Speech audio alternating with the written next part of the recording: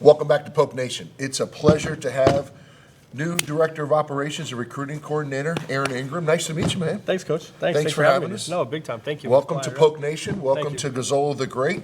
We're all living in his world. So, welcome. We need a better world, I think. I think we need a better world. Well, Coach, let's get right to it. Obviously, when we started restructuring the football program after last year when I sat down with Coach Goff, and one of the byproducts is bringing you here. Yep. We really converted into not just having ops, but a recruiting division. Someone that is 24/7 thinking about the roster, and also helping bridge gaps that I personally believe we have to have in I-10, right? Mm-hmm. From we've talked about it numerous times. Correct. From East Texas all the way into New Orleans. Correct. Talk about your path here. Tell Poke Nation a little bit about yourself and how you got here, and why McNeese. The first one is why McNeese is an easy question. I tell a lot of people this is like, if you want to go shopping, you go to New York City. If you want to go to Hollywood and you like surfing, you go to California, right? But if you like football, you come to the South. Yeah. And there's no better South than Louisiana football. I've learned that really quick in my finding out about Louisiana and getting into the culture and going that and finding out somewhere to go. But football in Louisiana is very special. So why would you not have the opportunity if you could come jump down and get into it? That was a huge thing with me. Plus, when you get here and you see McNeese, not just online, you're doing pictures, but you see things, everything is here built to win. Mm-hmm. This place is ready to win, and that's what we're going to do. Mm-hmm. That's first and foremost. I'm a West Coast kid, born and raised in California, so I'm shorts and flip-flops most of the year. Don't make fun of me. I know, right? That's who I am. But I've had a really good career. I started out as I'm a coach's kid and a coach's grandkid, and I married a coach's daughter when I recruited her brother. So that's a whole nother story we'll get into some other time. But don't have much hobbies but that. Don't have any kids. It's about football and football 24/7 with me and recruiting, so there's nothing else. And kind of worked my way from the junior college circuit in California, and a high school coach, then to junior college, up to FBS. Was at University of Nevada, was at USA Football for 7 years as the general manager, overseeing all of football and recruiting and evaluation for them. Was at Ball State for the last couple of years, and then kind of find my way here to the Bayou. The one thing about USA Football in your time there, what you bring here is you must have connections everywhere then. Yeah, it created a web. When I first got there, I didn't know what to do and what it was. Like everybody else, they were like, USA Football, I'd get the head tilt. Like, what is that?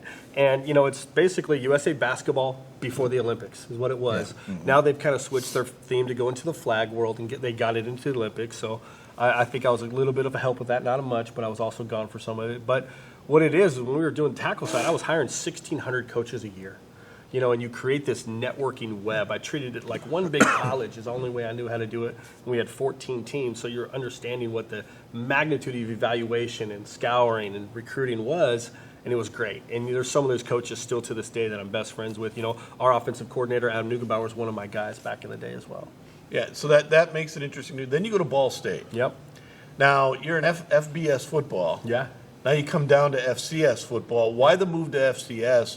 And what differences is there in recruiting do you see? It's very similar. I think Group of 5 football and FCS football are very much the same, right? They're both kind of almost in purgatory a little bit nowadays with the Power 5s and the portal the way it is. They're very, very similar. So a lot of times when you're looking at the evaluation, I had one of the kids this morning at breakfast ask me, hey, what's the difference? The biggest difference is there's just more numbers in the trenches, more O linemen, more D linemen. A lot of times the skill is very similar, almost equal.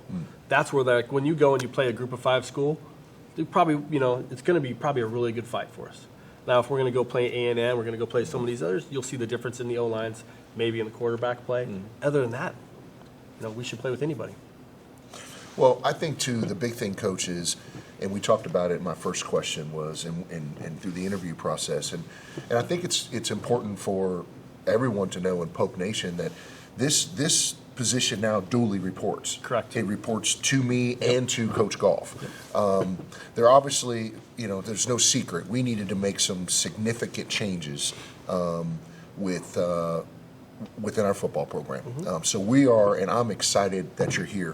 One thing we talked about was really, truly building and reestablishing relationships in I-10. Yep. Because when McNeese was rolling, we owned I-10. Yep. you're going to start something here in the next couple days or a week to get to Louisiana. Tell Polk Nation about that and kind of, you know, what you're going to do and how you're going to brand it, et cetera, which I'm really excited about. First couple things we're going to talk about too is we're going to have relentless relationships. That's something we're going to talk about constantly. The staff has heard me say it a bunch. Relationship is just not, I don't call when it's transactional what I need. We're going to be very relentless in our relationships. That's a no-brainer with me. It's how it rolls. But then also what we're going to do is we're going to get ready and we're going to take the tour, the Louisiana State of Mind tour. We're going to go and hit every high school in the state, and we're going to go within a 10-day period, and then we're going to hit the Triangle as well really hard and kind of get back to where we were. Because like you said, I agree. I look back at the history of football here at McNeese, and that Golden Triangle is really big for us. One of the things that happened during the hurricane was not only McNeese lost talent, as kids didn't let them come back, but the high schools did too. Yeah. Do you see them bouncing back? I do. I've kind of watched it from afar because obviously everybody in the country followed the hurricane and what it did here. That's a big deal. That is a huge deal. You see it bouncing back. You see life starting to grow. That's one of the things that really kind of did it. After I was here on my interview, I spoke with Heath. I got in the car actually and just drove around by myself for an hour alone, which was something I wanted to see. And you see the life growing. You can just feel it. There's an energy in the city that's fun. And how do you not want to be a part of it? When we come back with Coach, we're going to talk about the portal, his thoughts on that, Love it. and how McNeese can enter it and do a little better job at it after this. Whether it's an injury case, a property case, or a business dispute, our lawyers are at the top of their game. Ask anyone who knows us.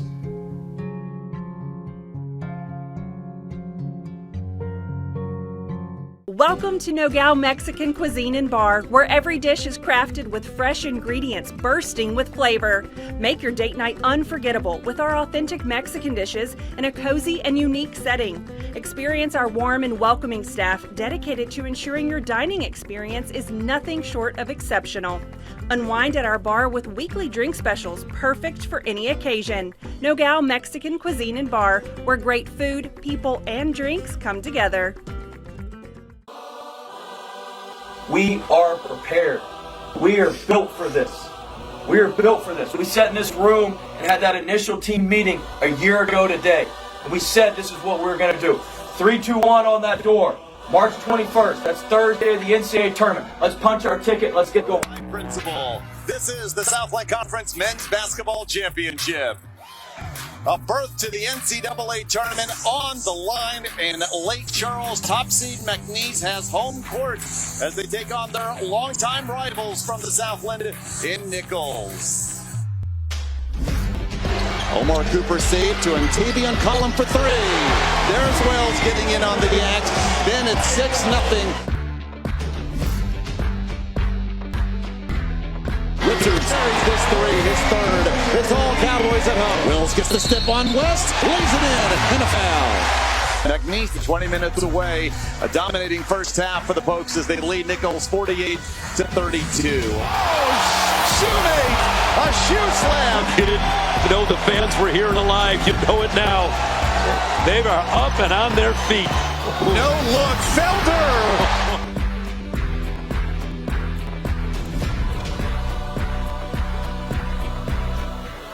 Richards open for three, 20-point lead. Wills for three. They remain hot from long range.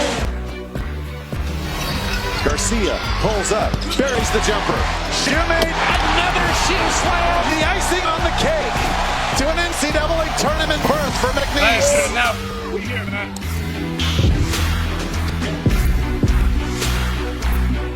What I say, what?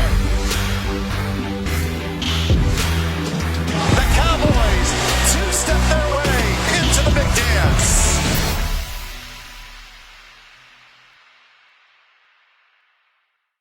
All right, Coach, first, just overall reaction, if you would.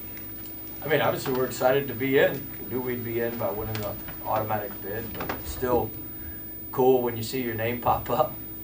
And to see all of our fans and everybody who came today was incredible, man. It looked to me that we had the best crowd and the best atmosphere of any of the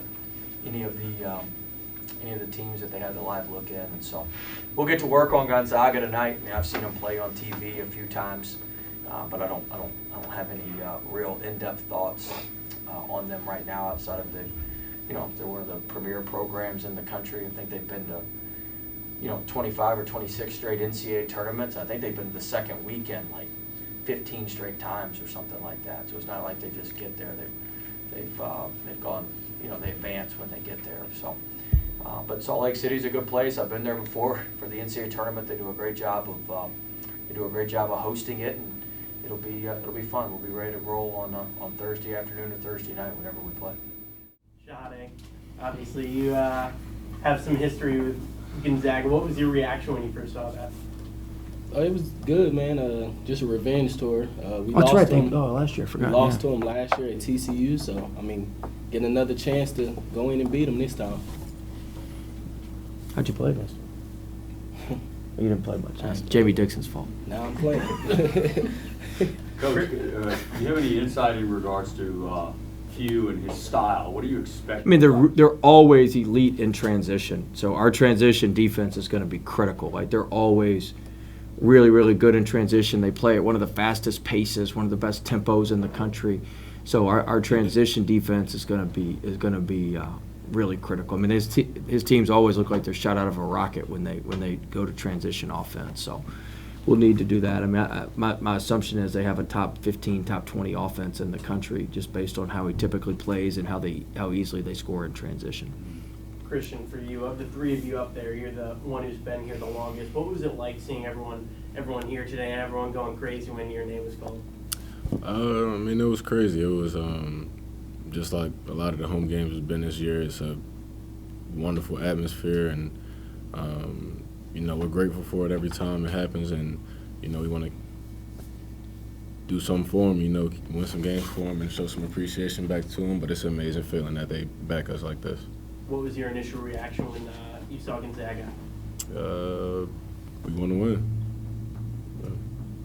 I kind of wanted to ask both of you guys, but how much does it excite you to finally have a chance to show off your talents in front of a national audience now this year? I know you've done it last year, but just in general, you Christian too, how excited is that for you to go up against the national brand and to get to show off your talents against the national audience? I mean, it's big. The stage, it's a big stage, and it'll be good to be able to be there and, show what we can do as a team and show how good of a team we are, and, just put everybody on notice that we are a real force to be reckoned with, and no matter who we're playing. So, yeah, I'm really looking forward to getting there and start to play. Well, I think you wanted Hade to answer too. He said for both of them. Could you repeat it one more time? Quick. Yeah, just kind of asking. I know you were on the stage last year, but to be with this program, to get them on the national map, how exciting is that to just show this program on a national stage? It's very exciting. It's pretty big, man. Just a small school getting them to the big leagues, and we seeing what we could do, what we've done all year. So just getting there, try to win a couple games, and really try to win it all, not just a couple games. I know we always say just a couple, but in my mind, we can win it all. We can play with the best of the best. So just it's big for us. So, Sorry. How ironic is it, because you and Heath have talked about, he's talked about, we want to be the Gonzaga of, or that's kind of our blueprint we're trying to follow, and why can't we be Gonzaga to be playing Gonzaga? Yeah, no, when I talked to Heath initially about the job, I'm like, yeah, I think we can turn this into Murray State. He's like, Murray State? How about Gonzaga? I'm like, okay. But it's, it's ironic, and, you can always find storylines based on the pairings in the NCAA tournament, and I think that's certainly a unique storyline. If that's a team and a program that a lot of people at our level aspire to be and aspire to get to, and so we'll get to check our temperature and see how close we are, how far away we are. Was there anybody you saw come up and you went, glad we're not playing them, or? I'd rather not comment. But yeah, there's a couple teams I was pleased we didn't play. What about sites? I didn't care about that. Coach, I wanted to kind of ask you, I know you're going to start filming for Gonzaga later, but just specifically, What are the main things in the first couple days that you're going to focus on the most just to get this team prepared? Because like I said, most of these guys haven't been to the tournament yet. Yeah, I mean, look, it's no different than any other game. Tomorrow we're going to focus on ourselves like we do on a typical Wednesday practice for conference season. Tuesday we'll start our 2-day prep for Gonzaga. Wednesday we'll finish our 2-day prep. And Thursday we'll get up and go through our normal game day routine. So all we do is shift the days of the week. Monday, Tuesday, Wednesday now becomes Wednesday, Thursday, Friday in our normal week. And so we're very routine oriented. We're very routine oriented with what we do and how we prepare. And so I don't mean this is some coaching cliche, but I mean, we pretty much do the same preparation for every game. And it's the same video, it's the same level of concentration, it's the same, all that stuff for every game. And so we'll just, we'll get into that. And, tomorrow we'll work on ourselves, but work on stuff. We're obviously going to work on our transition defense tomorrow. We're going to have to work on, we'll get a tighter play package that we think is going to work against them offensively. Spend some time working on that, and then we'll work on guarding a couple of their common actions. Ever since I was young, I've known what I wanted to do. Sure, I had some guidance along the way. Thanks, Mom and Dad. But eventually, I had all I wanted. Family, career. It went by fast. Now I'm here. Retirement. And thanks to sound financial planning, it will be all I hoped for. And our children will have a secure legacy. For me, retirement is the next great chapter in my life. Ferdinandson Financial Group. Let us help you make a plan. If you're frustrated with your bank and feel like this when you leave, make the move to Lakeside Bank. Voted best bank in the People's Choice of Southwest Louisiana. At Lakeside, the sun is shining, we have the best personal banking, and our customers are always smiling. Find your way to a brighter financial future. Bank happy. Bank Lakeside. Well, we're back for a new and different kind of Poke Nation, a better looking Poke Nation, I might want to point out, if that's the case, or if that's even possible. Heath Schroyer is flying to El Salvador as we speak. He's trying to get basketball to play a summer thing there, so he's going through those things, and that gives us all a break. Believe me, we get a break. It's your treat. Dr. Darryl Buckell is with us while he's still the president of McNeese State University. Doctor, glad to have you. I've been looking forward to this. A lot of things to talk about with you. I want to go back to, first of all, why did you decide to step down now? Well, you get to a point where you think that you really believe that your span has run out. I think this is a leadership in these cases are not lifelong. I really don't believe these are lifelong jobs. And matter of fact, that they think they're being more compressed as time goes on in university presidents. The average life is about 5 years. And I thought at 7 years would be a good time. That it was time for rejuvenation, for I guess another change. I was ready, Jim. I mean, I was ready. And I think it's good for the university, to keep pushing forward. And so I just thought it was the right time for me to maybe turn it over to the next person and just move on. The big question a lot of people ask me, are you still going to do football? Yeah. You still going to referee football games? Yeah, absolutely. All right. Oh, yeah. This is a did sports it show. during and do it after, yeah. This is a sports show, so we're going to Sure. go. We're not going to hit you up with a lot of academic questions. Okay, good. But I do want to ask you this: how much change did you have to make in your game plan, and how much did being an athlete help change that game plan when the Hurricanes hit? That was basically you had one set of ideas you wanted to do, and then all of a sudden you got hit with something else. Yeah. Well, when the storm hit, we were on a path. Before the storm hit, we were on a path in trying to determine how are we going to raise money to rejuvenate our campus. Our campus was tired, in a sense, old and tired, and needed a refresh. Well, you're not going to get those monies through capital outlay. You're just not going to be able to get enough of those monies. We had deferred maintenance issues, but we had to get a refresh on campus. And so the idea that we were working on and we were working toward was to go to the citizens of Calcasieu Parish for a tax, to add a property tax on, so McNeese could maybe get $10 million a year to refresh our campus. Because if we don't do it, the state is not going to do it. Yeah. It's just the way it's going to be. So if we want a campus that's is kind of keeping up and staying ahead of the game, then we would have to have that participation. Well, when the storm hit, all that went out the window because there was no way that you could go to this parish and to these citizens for anything like that. But it also, our campus was damaged enough to know that, okay, there's an opportunity here. As we were working through this, we started to see opportunity, not just the devastation, but you started to see opportunity in the repairs that were being done and how that was going to put a new roof on every building of campus. It took a big piece out of here, $20 million worth of repairs out of here, but it also gave us the opportunity to redesign some things that we realized that if we had it to do over again, we would have done it differently. So the administrative offices were not where they are today. You know, we put the administrative offices over there. We did some weight room stuff here on. So, I mean, it gave us opportunities. So I think, you know, with athletics, you come with a different game plan every week, depending upon who you play and what their strengths are, and you know, and start to develop your strengths as a team, and you start to look at those strengths, and you adjust. You know, every year during the season, you see teams adjusting, not only mid-game, but every week as they go through. So we just did that. We saw an opportunity to adjust and to change, and to envision a campus that had a much different look to it. Now we come to athletics, which is your biggest move ever was putting a basketball coach into the athletic director's chair. He has turned a basketball program around from the athletic director's chair, I like to say, that he couldn't do from the bench. But all of a sudden, he became the perfect salesman, pitchman for what you were trying to do athletically. What did you see in that move, and why did you make that move? Well, what I saw was a person.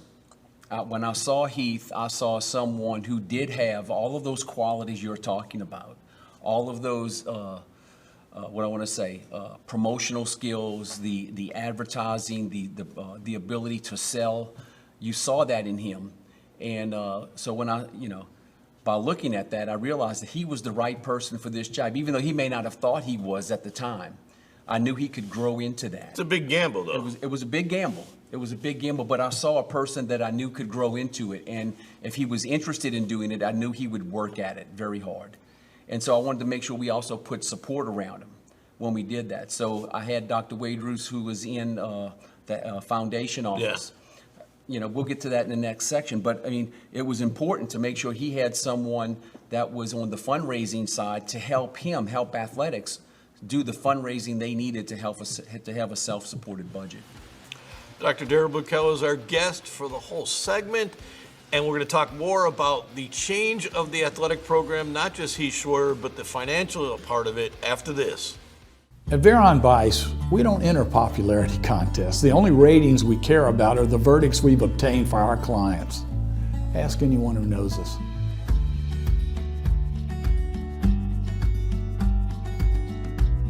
Welcome back to Poke Nation. Joining us now is Cowgirls standout volleyball player Bailey Tillman. Bailey, thank you for joining us today. First off, you know, you're reigning Southland Conference Defensive Player of the Week. You had an outstanding week last week for the Cowgirls, and the week before as well. You know, going through and you're in conference play now. You know, tied for first place in the loss column. You got a big stretch coming up that we'll talk about here in a little bit. But first, for people that maybe don't know too much about volleyball, like the specifics and the rules and everything like that, they only see it on TV or in person. Kind of talk to us about the art of bigging. You know, what does it take? What do you look for? What do you focus on to get that dig out? So in defense, I think we talked about this earlier. Defense is a mind game. I think, yes, you have to have a physical ability, but the mental aspect of it is really hard as well. Just reading where the hitter's arm is going, looking at where the block is, everything, and then making that move. Reaction time is very important in digging. But I told him earlier, I'm going to do anything to get the ball up, regardless if my body's in the bleachers or if I'm running into a wall, I'm going to get the ball up. So I love defense. Now, how long have you always been a defensive player, and when did you start playing volleyball? Yes, so I've been playing volleyball. This is 12 going on 13 years. So I started whenever I was 8 years old. And I've always been a defender because I've always been short. So that's always been my go-to position. Okay. You got your 1,000th career day. Yes. That's quite an achievement. But you're diving all over the place. Going to the crowd, getting hurt, kind of a football mentality. Does that come from your father, Spencer Tillman? Oh, of course. He always tells me, "You're my little running back," and I'm like, "Oh, okay." But yes, I think just the perseverance and like the ability to just want the ball is just, it comes within, and it's in my DNA. Obviously, my dad was like that. He played through injuries all the time, so I think that I'm gonna do anything to get that ball up. But you are, when you're diving around, you're trying to save as many points as you can, but get the ball back so you guys get points.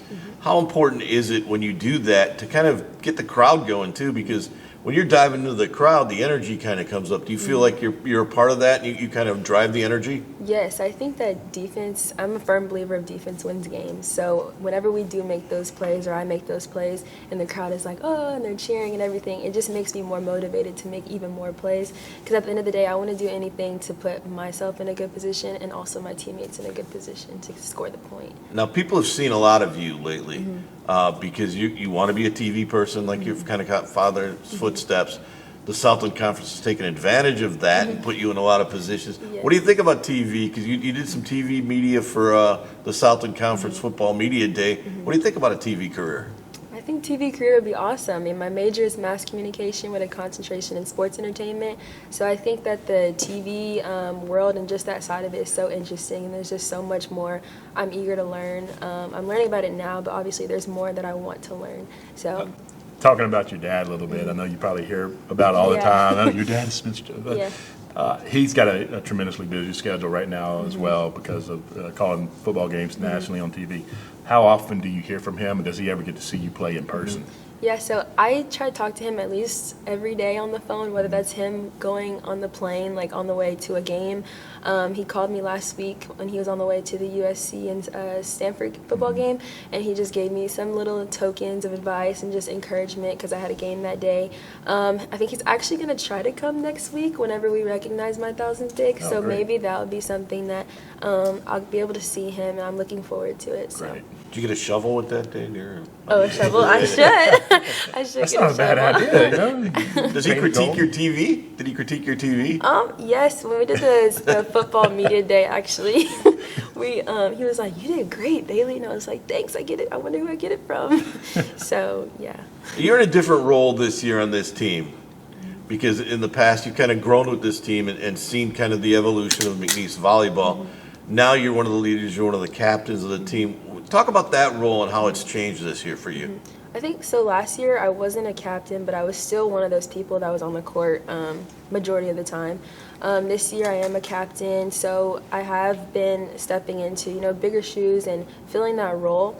I think that it's more important than ever because we do have such a young team, and they're constantly looking for people to look up to, not only on the court but off the court as well too. So I think that me and the other two captains, Nate and Kendall, have just done a great job of leading those younger people into the right direction. Now, you have a big stretch coming up here in the next couple of weeks where 3 of your next 4 opponents are right there tied with you with 1 loss in the standings. How, for this week, you have Lamar coming up on Thursday, who has yet to win a match all season. But then you go to Southeastern, who is in first place with you. How big is it as a leader to make sure that the team's not looking ahead to Southeastern and focus on Lamar right now? Yeah, I think the biggest thing for us is just focusing what's in front of us and then worrying about the wins later. Obviously, Southeastern's going to be a tough game. Lamar is going to be a tough game. I think that we just can't take any team lightly. So I think just going in with lots of confidence and then just staying true to who we are. You guys this year not sneaking up on anybody like last year when you kind of surprised some people, made a run. What's the difference about being kind of the hunted this year compared to doing the hunting? I think it's just more pressure applied. I think that it's actually better for us because now we're kind of like the underdogs. People don't think that McNeese is going to make it. We got ranked 4th in the preseason poll, so I think it's just we're hungry for more. We want to do better, and that's every day. Whether that's from practice, study hall, everything. We're going to do everything to the best of its ability. So.